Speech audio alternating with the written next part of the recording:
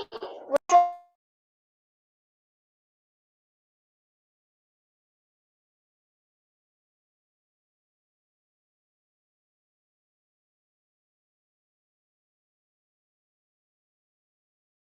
evening, sir.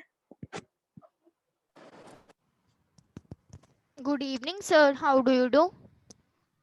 Good evening. Good evening, sir. Good evening.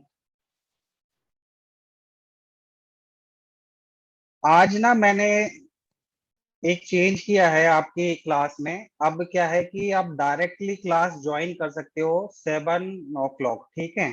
अब मैं approve करने वाला जो ऑप्शन था वो खत्म कर दिया है, उसमें टाइम वेस्ट ज्यादा होता था। तो आप कभी भी क्लास एग्जिट कर सकते हो और कभी भी इन कर सकते हो, लेकिन ये मैं ऑप्शन मैंने इसलिए रखा है, कई बच्चों को नेटवर्क की दिक्कत होती थी, तो वो बच्चे क्या कर सकते हैं, अपना क्लास एग्जिट करके रिफ्रेश करके फिर से इन कर सकते हैं। तो उनको मेरी परमिशन की जरूरत नहीं पड़ेगी, डायरेक्टली वो क्लास में इन कर सकते हैं, ठीक है। और एक क्वेश्चन मैं आपसे पूछना चाहता हूँ सभी बच्चों से, अभी तो कम ही आप ज्वाइन किए हो, तो मैं ऐसा करूंगा वो क्वेश्चन लास्ट में पूछूंगा। और तीसरी बात ये कि हम लोग ना ऐसा करेंगे, पहले मैं आपको पढ़ाऊंगा, पहले 1 या 2 मिनट वेट कर, हाँ पहले 1 या 2 मिनट वेट करेंगे ताकि सभी बच्चे ज्वाइन कर लें। उसके बाद मैं सीधा आपको पढ़ाना शुरू करूंगा और मैं 25 मिनट तक आपको पढ़ाऊंगा। उसके बाद 15 मिनट्स के अंदर आ, आपके जितने भी डाउट्स रहेंगे, आप अपनी नोटबुक, जो मैंने बोला नोटबुक और पेन लेके बैठा, क्लास लगाई दिया। टेक्निकल और अपने जो भी डाउट्स हैं आप नोट करके रखा करो। जैसे ही मैं आपको 25 मिनट बाद बोलूंगा डाउट्स के लिए, आप हैंड रेज करना और अल्फाबेटिकली हम लोग सभी डाउट्स को आपके लेंगे, ठीक है। चलो अब हम आज की क्लास शुरू करते हैं। तो पिछली क्लासेस में मैंने आपको क्या पढ़ाया था, आपको मैंने पिछली क्लासेस में चैप्टर 3 तक पढ़ाया था, ठीक है। कुछ बच्चे जो बी ग्रुप से ए ग्रुप में आए हैं, उनको मैंने चैप्टर 1 तक ही पढ़ाया था, चैप्टर 2 और 3 मैंने उनको नहीं पढ़ाया था। तो उनके चैप्टर और 2 और 3 में कल और एक और एक्स्ट्रा क्लास में कंप्लीट करा दूंगा। आज हम चैप्टर 4 करेंगे। ये चैप्टर 4 ग्रुप ए के जो पुराने स्टूडेंट्स हैं उनके लिए, और जो नए हैं सभी के लिए है, क्योंकि अब ये ग्रुप ए नया बन गया है। तो आज हम चैप्टर 4 करेंगे। इससे पहले हमने चैप्टर 1, 2 और 3 किए हैं। चैप्टर 4 क्या है, चैप्टर 4 मैप्स का है, मैप्स के ऊपर है चैप्टर 4। और ये आपकी जो कंटेंट है मैंने आपकी बुक से ही उठाया है, ताकि आपको कोई कंफ्यूजन ना हो। जो आपकी बुक में है सेम वही चीज आपको मैं पढ़ाऊं, तो आप उसको कोरिलेट कर पाओ। तो आज हम शुरू करते हैं। जैसे पहला पैराग्राफ है, ये क्या है, you have learned in the previous chapter about the advantages of A globe. तो जो पहला चैप्टर था उसमें हमने ग्लोब के बारे में पढ़ा कि जो ग्लोब है वो क्या होती है, उसमें हम कैसे अपनी जो लोकेशन है वो उसमें लोकेट करते हैं, क्या रेफरेंस पॉइंट्स होते हैं, वो सारी चीजें हमने ग्लोब के अंदर पढ़ी। अब क्या है कि जो ग्लोब है उसकी में कुछ कमियां होती हैं, सम लिमिटेशंस इट हैज। जैसे किस तरह की लिमिटेशंस होती हैं कि आपने ग्लोब देखी होगी, उस ग्लोब में आपको ना कंटिनेंट्स दिखेंगे, आपको ओशियंस दिखेंगे, आपको उसमें कंट्रीज दिखेंगी। लेकिन मानो कि आपको अपना स्कूल लोकेट करना है, आपको अपना स्कूल लोकेट करना है, तो आपका स्कूल उसमें नहीं दिखेगा। किसी बच्चे को अगर अपने स्कूल देखना है, अपने गांव का देखना है या अपने घर को देखना है, तो वो चीज ग्लोब के अंदर हमें नहीं मिलेगी। तो जब हम बहुत बारीक और माइन्यूट चीजों की बात करते हैं, रोड्स की बात करते हैं, या हम गलियों की बात करते हैं, या फिर हम स्कूल, कॉलेज, घर, बिल्डिंग्स, किसी ऑफिस की बात करते हैं, तो वो सारी चीजें हमें ग्लोब के अंदर नहीं मिलती हैं। तो ये ग्लोब की कुछ कमियां हैं, लिमिटेशंस हैं। तो अब इनको दूर करने के लिए हमारे पास कोई मीन्स होना चाहिए। तो वो मीन्स हमारे पास क्या हो सकते हैं, उसके बारे में हम यहाँ पे पढ़ेंगे। तो ये उसकी लिमिटेशन है। तो a globe can be useful when we want to study the earth as a whole. तो जैसा आपने पहले पढ़ा कि जो ग्लोब है, जब पूरी अर्थ को हम पढ़ना चाहते हैं, स्टडी करना चाहते हैं, तो ही वो यूजफुल है। लेकिन जब हम किसी एक पर्टिकुलर जगह को, जैसे मैंने बताया ना, गली, सड़क, स्कूल, कॉलेज, बिल्डिंग, उसको स्टडी करना चाहते हैं या किसी सिटी को स्टडी करना चाहते हैं, तो उस समय ये ग्लोब की लिमिटेशंस रहती हैं, जैसे कि country, states, districts, towns, villages और फिर फर्दर स्कूल, कॉलेज, रोड्स, ये सारी चीजें उसमें ये हेल्प नहीं करती है। तो उस सिचुएशन में हमारे पास ऑप्शन क्या होता है? उस सिचुएशन में हमारे पास ऑप्शन रहता है मैप। अब मैप क्या है? Map is a representation or a drawing of the earth surface or a part of it drawn on a flat surface according to a scale, but it is impossible to flatten a round shape completely. देखो, अब जो हमारी अर्थ है, अर्थ हमारी क्या है? Round है shape, ठीक है, एक बॉल की तरह है, एक गेंद की तरह है। तो उसको एज इट इज हम मैप पे नहीं डाल सकते, मतलब कि जो फ्लैटेंड शेप है उसको हम मैप पे नहीं दिखा सकते। मैप हमारा 2D होता है, एक्स वाई डायरेक्शन में हम मैप बनाते हैं। तो मैप में हम क्या होते हैं कि लाइंस ड्रॉ करते हैं, फिर हम कुछ सिंबल्स का यूज करते हैं, ठीक है। तो ये सारी चीजें यूज करके हम मैप के अंदर अपना जो पर्पज है, जो मतलब कि छोटी छोटी जगह जिनको हम ग्लोब पे नहीं स्टडी कर सकते, उनको हम स्टडी करते हैं। तो अगर डेफिनेशन की बात करें तो map is a representation or a drawing of the earth surface or a part of it drawn on a flat surface according to a scale. अब स्केल क्या होता है? देखो, जैसे कि एक मैप है। अब मैप में हमने मान लो स्कूल को दिखाना है, हमने अपने घर से लेके स्कूल को रिप्रेजेंट करना है। तो अब हमारे घर से स्कूल की जो दूरी है, जो डिस्टेंस है, वो मे बी 5 किलोमीटर है। लेकिन 5 किलोमीटर बड़ा तो मैप हम नहीं बना सकते, तो हम क्या करेंगे कि उस 5 किलोमीटर का एक स्केल बना देंगे। जैसे कोई एक लाइन ड्रॉ करेंगे 1 सेंटीमीटर की, और उसका हम स्केल रिप्रेजेंट कर देंगे कि 1 सेंटीमीटर इक्वलेंट टू 5 किलोमीटर। तो जब मैप पे जो 1 सेंटीमीटर इंडिकेट करेगा, तो इसका मतलब होगा कि एक्चुअली में जो डिस्टेंस है, एक्चुअली में जो दूरी है, वो 5 किलोमीटर है। तो इस तरह से जब हम डिस्ट्रिक्ट्स की बात करते हैं, जब हम स्टेट्स की बात करते हैं, तो स्केल को हमें यूज करना पड़ता है। अगर हम मान लो कि अपने घर का एक मैप बनाते हैं, मान लो हमारा एक छोटा सा घर है, उसका हम एक मैप बनाते हैं। उस मैप में हम किचन, वॉशरूम, ड्राइंग रूम और बेडरूम्स वगैरह को इंटीग्रेट करना चाहते हैं, मार्क करना चाहते हैं, तो एक छोटे से पेज पे हम बना सकते हैं। और जो स्केल है, वो स्केल हमें बहुत कम नहीं करना पड़ेगा, मे बी 1:5 करना पड़ेगा या 1:10 करना पड़ेगा। लेकिन जब हम पूरे स्टेट की, जैसे पंजाब स्टेट को रिप्रेजेंट करना चाहते हैं, तो हमें जो स्केल है वो 1:1000, 10,000 ऐसे मतलब कि हमें डाउन करना पड़ेगा। ठीक है, तो ये एक स्केल होता है। आगे नेक्स्ट पैराग्राफ में क्या है? we find the we find that maps are useful to us for various purposes. One map shows a small area and a few facts. Another map may contain as many facts as a big book. When many maps are put together, we get an atlas. Atlases are of various sizes, measurements drawn on different scales. Maps provide more information than a globe. They are of different types. Some of them are described below.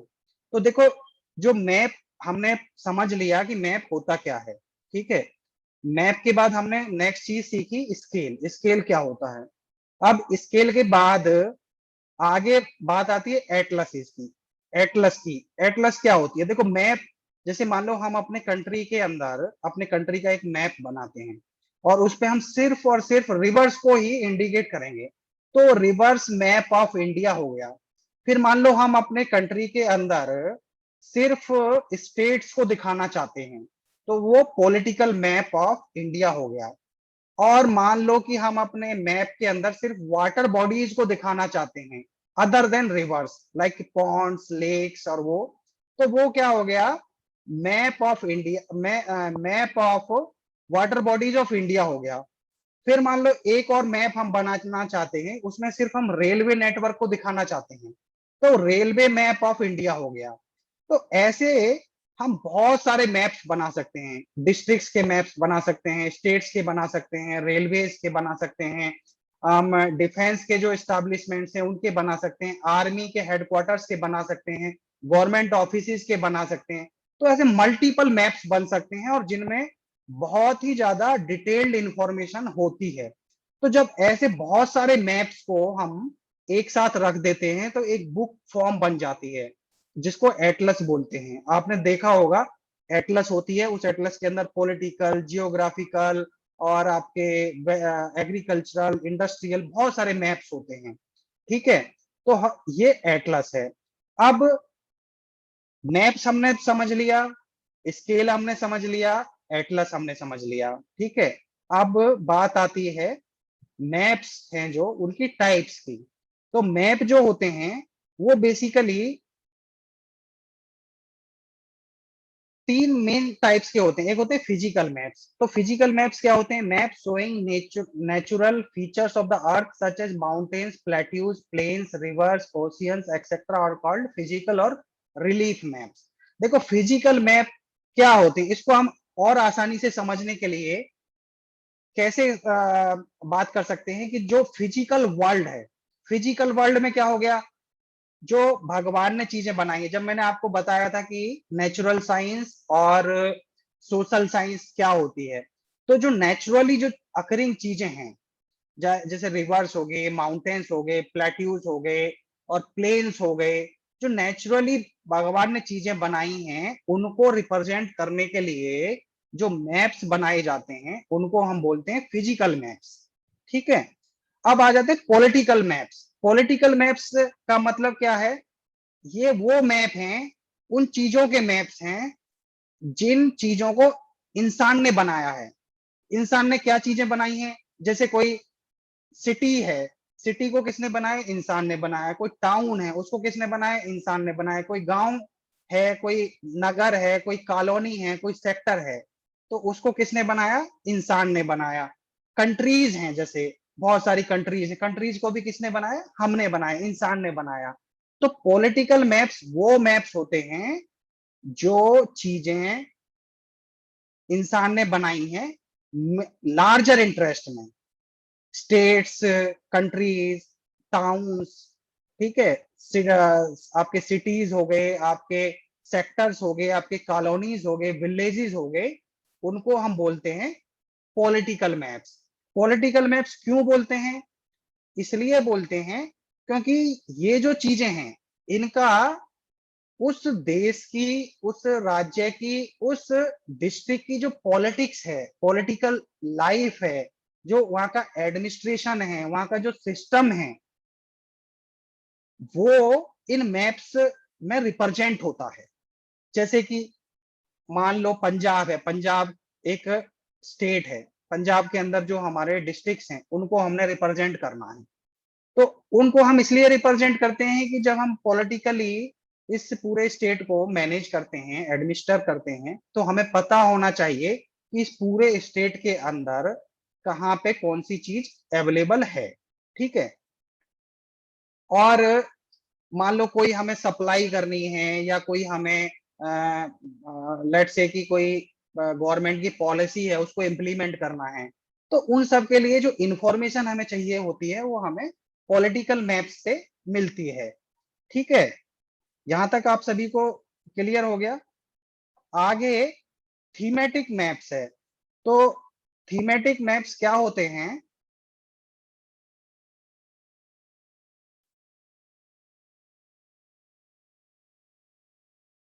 एक second, ये ना मुझे थोड़ा सा दिख नहीं रहा है तो मैं इसको,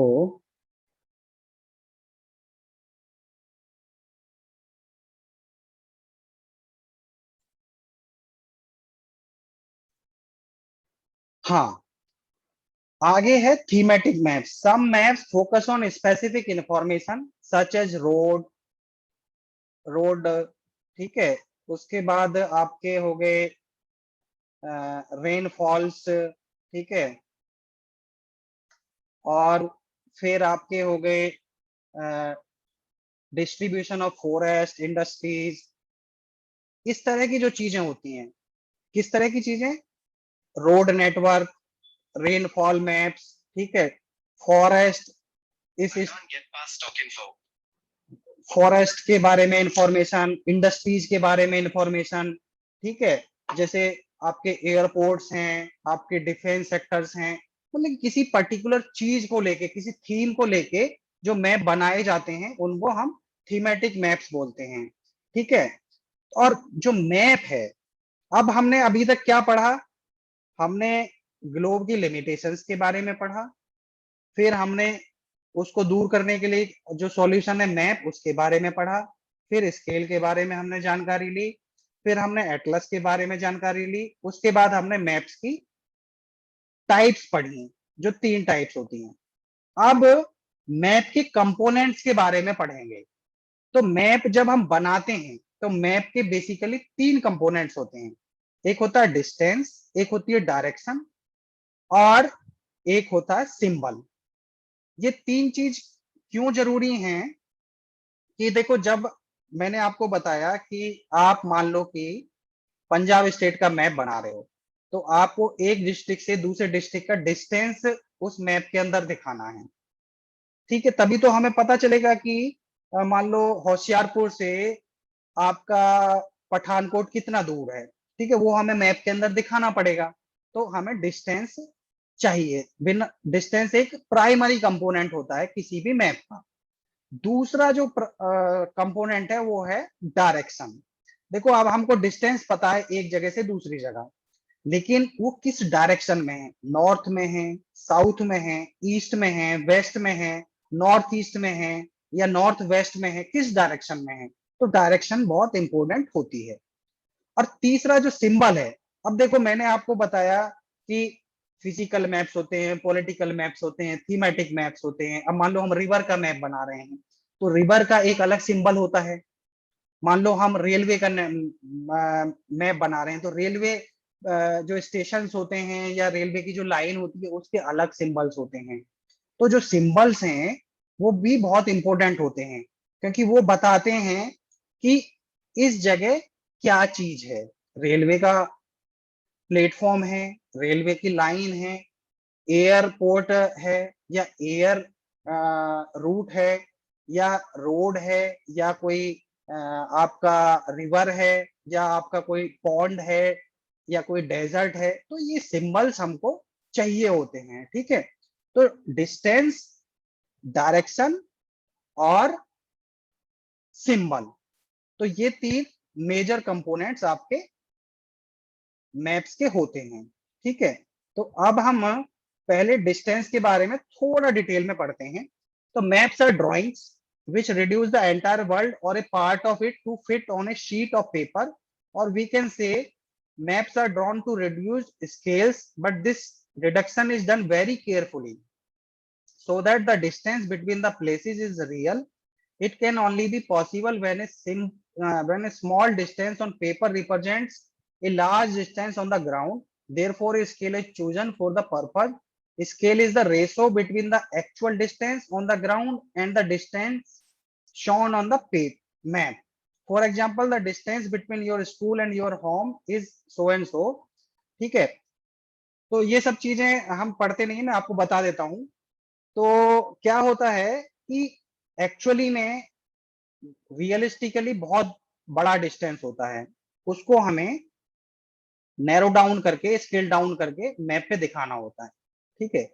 अब जो डिस्टेंस हम मैप पे दिखा रहे हैं वो जस्ट एक रिप्रेजेंटेशन नहीं होता है कि फॉर एग्जांपल मान लो मोहाली और रूपनगर में मान लो 5 किलोमीटर का डिस्टेंस है फॉर एग्जांपल, और मोहाली और फतेहगढ़ में 3 किलोमीटर का डिस्टेंस है।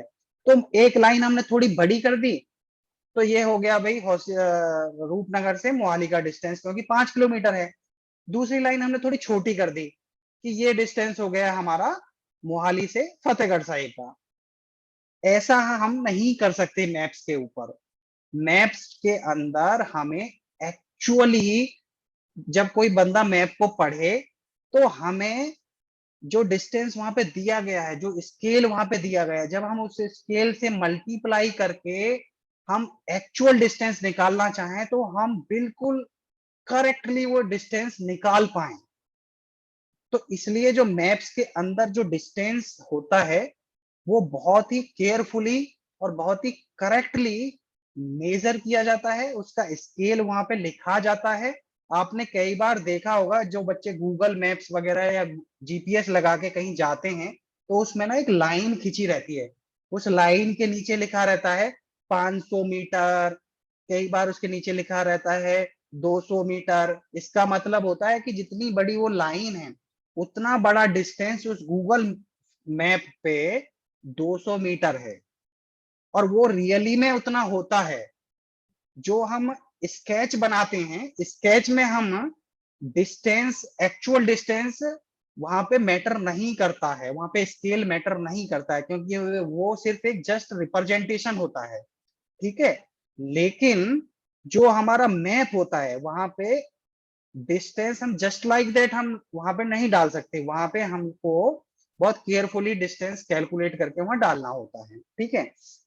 अब जो स्केल होते हैं वो स्केल आपके दो तरह के हो सकते हैं, एक होता है स्मॉल स्केल मैप, एक होता है large scale map. Small scale map में क्या होता है कि जैसे हमें लेट से कि जो बहुत सारे बड़े कॉन्टिनेंट्स हैं या कंट्रीज हैं उनको हमें पेपर पे दिखाना है, तो हमें स्मॉल स्केल मैप यूज करना पड़ेगा। क्यों? क्योंकि वहां पे जो 5 सेंटीमीटर है उसका मतलब है 5 किलोमीटर। लेकिन जब हमें छोटे छोटे एरियाज को देखना है, मान लो एक शहर से दूसरे शहर में या एक सेक्टर से दूसरे सेक्टर जाना है, तो हमें लार्ज स्केल मैप का यूज करना पड़ता है। वहां पे मान लो 5 सेंटीमीटर की लाइन है, इसका मतलब है 500 मीटर, ठीक है। तो ये दो जो स्केल की टाइप्स हो गई और स्केल के दो कैटेगरीज हो गई। अब दूसरा जो वो है डायरेक्शन। डायरेक्शन में क्या होता है कि हमें नॉर्थ डायरेक्शन में है या साउथ डायरेक्शन में है, ईस्ट में है या वेस्ट में है, तो ये डायरेक्शन हमें उसमें मार्क करनी होती है। एन से नॉर्थ होता है, एस से साउथ होता है, ई से ईस्ट होता है, डब्ल्यू से वेस्ट होता है। जनरली जब हम अपने सामने कोई पेपर रखते हैं तो उसमें ऊपर नॉर्थ होता है, नीचे साउथ होता है, राइट में ईस्ट होता है, लेफ्ट में वेस्ट होता है।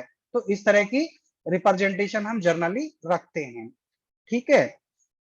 अब हम ऐसा करते हैं कि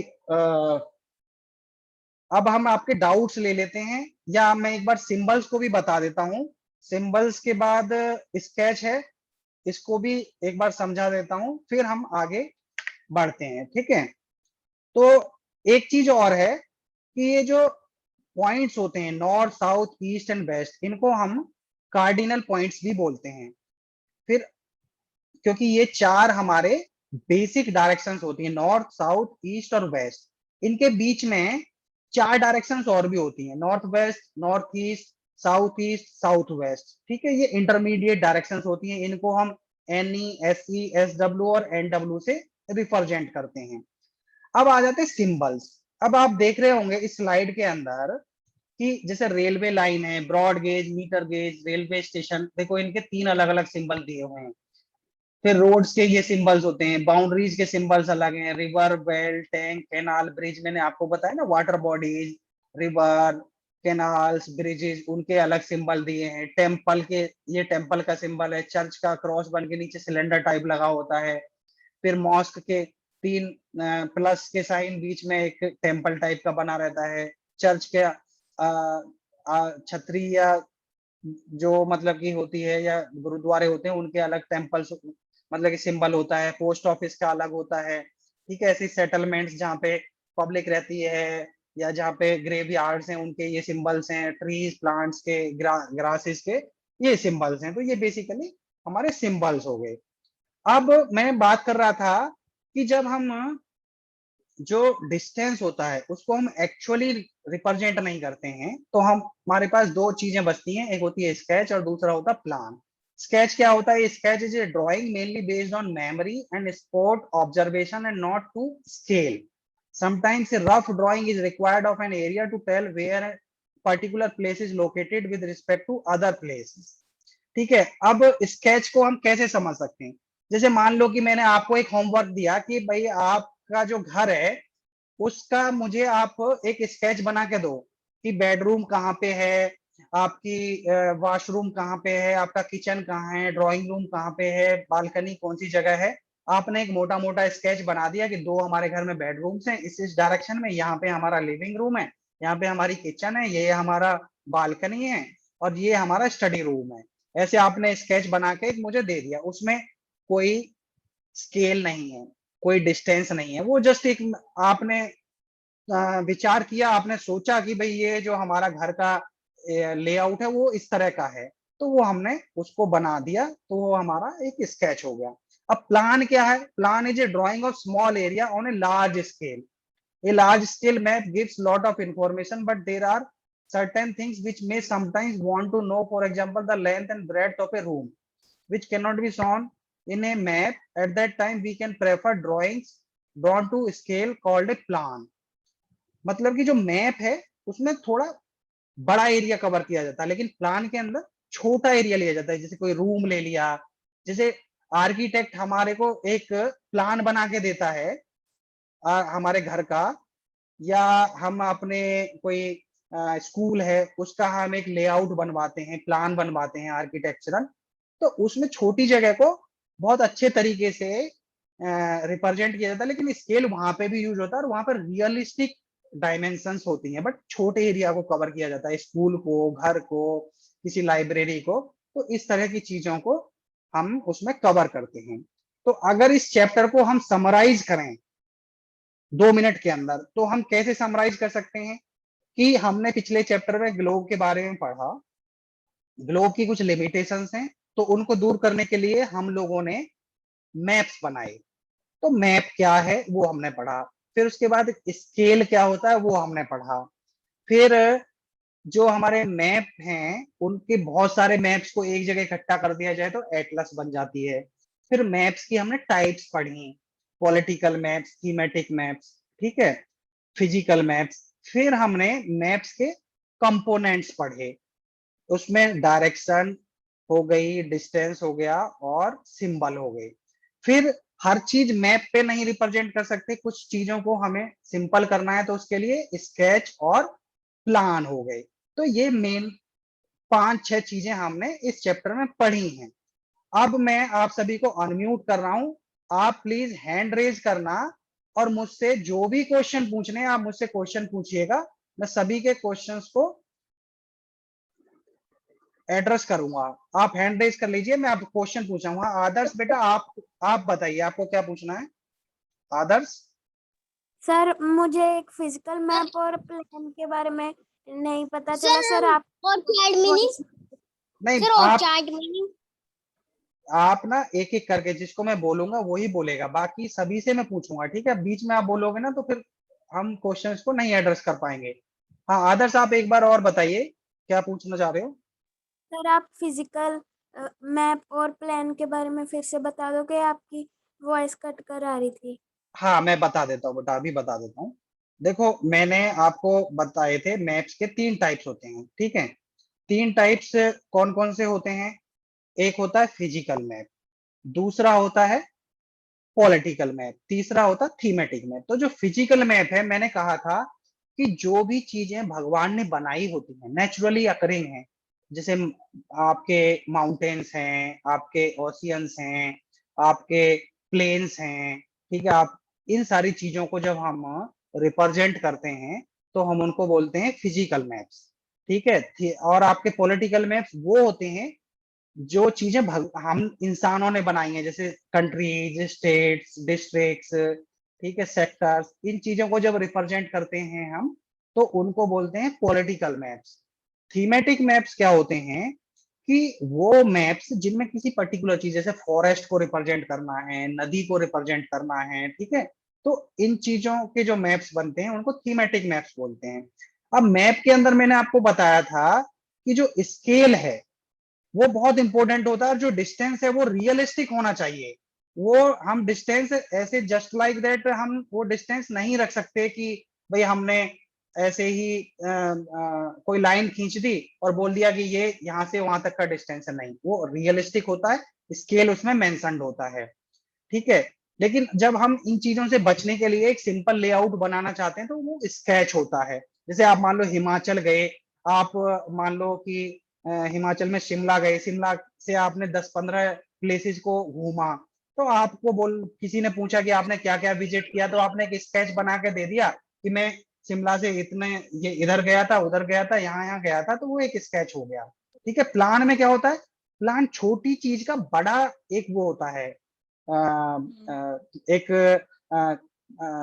जो जैसे आर्किटेक्ट हमारा घर का या स्कूल का प्लान बनाते हैं, तो एक छोटी सी चीज को एक बड़े स्केल पे रिप्रेजेंट किया जाता है, जबकि मैप के अंदर क्या होता है, बहुत बड़ी चीज को छोटे स्केल पे रिप्रेजेंट किया जाता है। तो ये डिफरेंस है। इसके बाद आपका डाउट क्लियर हो गया या मैं आपको फिर से बताऊं? सर हाँ आदर्श, सर और चार्ट मीनिंग? क्या पूछ रहे हो? और सर मैं आपको चैट कर रहा हूँ। हाँ, चैट कर दीजिए, ठीक है, आप हैंड डाउन कर लीजिए। हाँ हर्षित, आपको कुछ पूछना है? हर्षित, सर आप इससे पिछली वाली स्लाइड दिखाना। हाँ पिछली वाली दिखा देते हैं।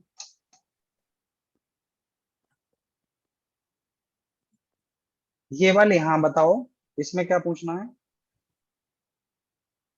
और इसमें जो डायग्राम बना हुआ वो मुझे समझा दो। देखो इसमें 4 डायग्राम्स बने हैं।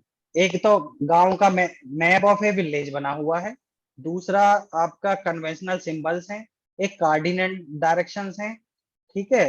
आपको कौन सा ये फिगर देखना, और एक कंपास बनी हुई है, तो आपको किस फिगर के बारे में पूछना है?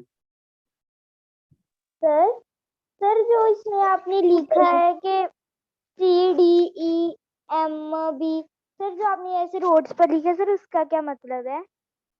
कहाँ पे लिखा हुआ है? POPTO ऐसे? सर नो सर, जो आपने सर रोड पे लिखा है। सर जैसे CDEMBA। अच्छा, जो ये लिखा हुआ है, ये तो एक्चुअली जो CDE है ना, ये एक्चुअली जैसे घर बने हुए हैं, विकास, शीला, करीम के घर बने हुए हैं, इनका नंबरिंग दिया हुआ है, ये C है, ये D है, और ये जैसे A, मतलब पोस्ट ऑफिस है, उसको A से रिप्रेजेंट कर दिया, शॉप्स को B बना दिखा दिया है, ठीक है, यहाँ पे ये C है, इस तरह से मतलब कि दिखाया गया है एक पर्टिकुलर चीज के लिए। ये कोई स्पेशल सिंबल नहीं है, सिंबल होते हैं, जैसे PO है, वो सिंबल है,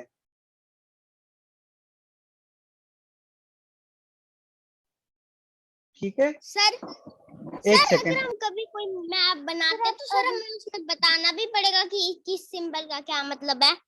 हाँ बताना पड़, हाँ मैं अगर रिक्वायरमेंट होती है, मान लो मैं तुम्हारा टीचर हूँ, मैं पूछता हूँ कि बताओ इस सिंबल का मीनिंग भी क्या है, तो बताना पड़ेगा, हमें पता होना चाहिए। हम सिंबल खाली ऐसे ही याद रख लेंगे, हमें यही नहीं पता कि ये सिंबल किस चीज का है, तो वो गलत है, हमको पता होना चाहिए सिंबल के बारे में, ठीक है। अब मैं ना अल्फाबेटिकली ही लूंगा। नाव्या से पूछता हूँ क्वेश्चन। नाव्या आप बताओ, आपको क्या पूछना है?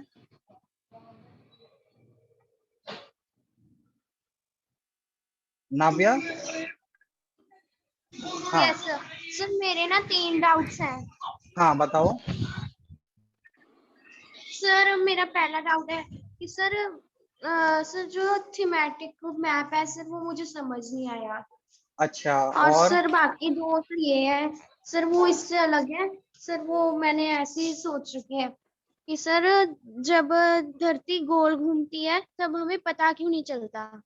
और सर दूसरा डाउट ये है कि सर जैसे नॉर्थ और साउथ डायरेक्शंस होते हैं, लेकिन sir sir sir no sir north और सर नॉर्थ स्टार होता है सर, वैसे west star sir sir south star sir ऐसे क्यों नहीं होते?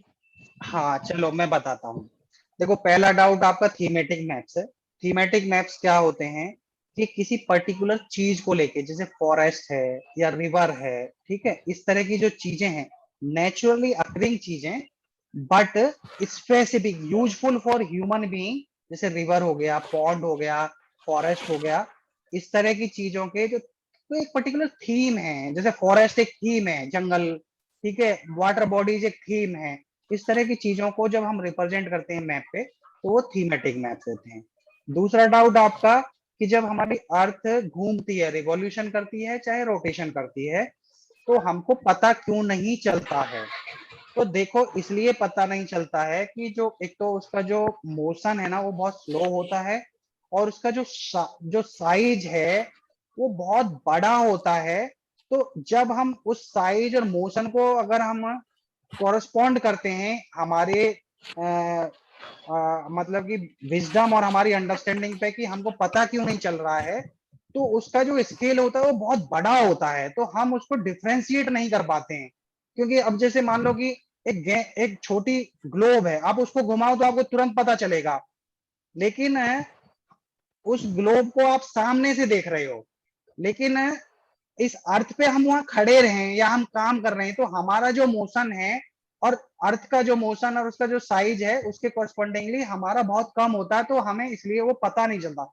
लेकिन जब हम लोग स्पेस में चले जाते हैं तो स्पेस में जाने के बाद हम रोटेशन को क्लियरली ऑब्जर्व कर पाते हैं, और स्पेस स्टेशन से हम लोग रिवॉल्यूशन को भी ट्रैक कर पाते हैं, क्योंकि रिवॉल्यूशन भी थोड़ा